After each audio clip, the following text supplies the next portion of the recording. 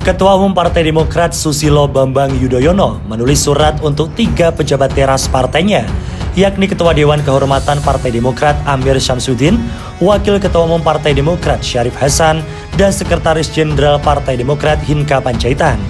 Surat bertanggal 6 April itu ditulis dari National University Hospital Singapura.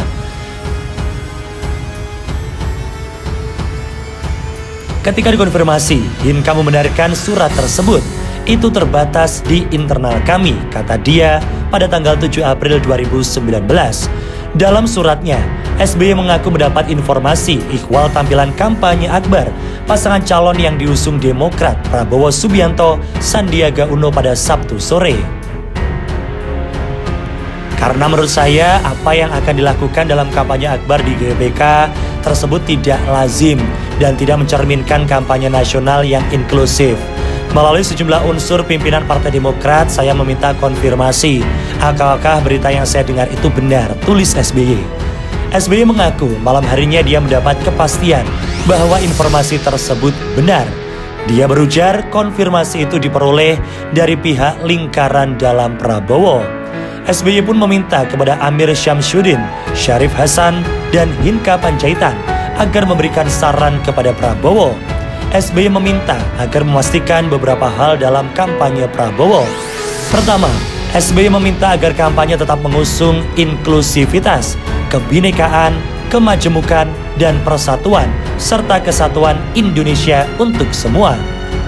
Cegah demonstrasi apalagi show of force identitas, baik yang berbasiskan agama, etnis, serta kedaerahan, maupun yang bernuansa ideologi, paham, dan polarisasi politik yang ekstrim, kata SBY. SBY mengatakan, siapapun presiden yang terpilih nantinya akan menjadi pemimpin bagi seluruh masyarakat Indonesia. Maka dari itu SBY mengingatkan, kampanye nasional pun harus dikemas dengan mengusung prinsip semua untuk semua. Dia mengatakan presiden yang mengusung prinsip tersebut akan menjadi pemimpin yang kokoh. Sebaliknya, kata SBY, pemimpin yang mengedepankan identitas atau gemar menghadapkan identitas yang satu dengan yang lain, yang menarik garis tebal, kawan dan lawan untuk rakyat, hampir pasti akan menjadi pemimpin yang rapuh.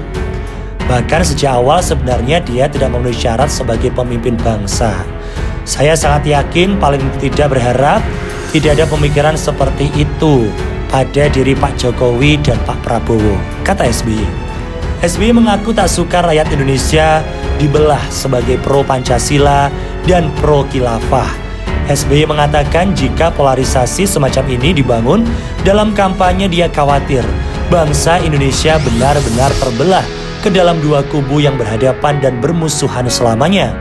Mengungkit kampanye pemilihan presiden yang dilakukan Demokrat pada 2004, 2009, dan 2014.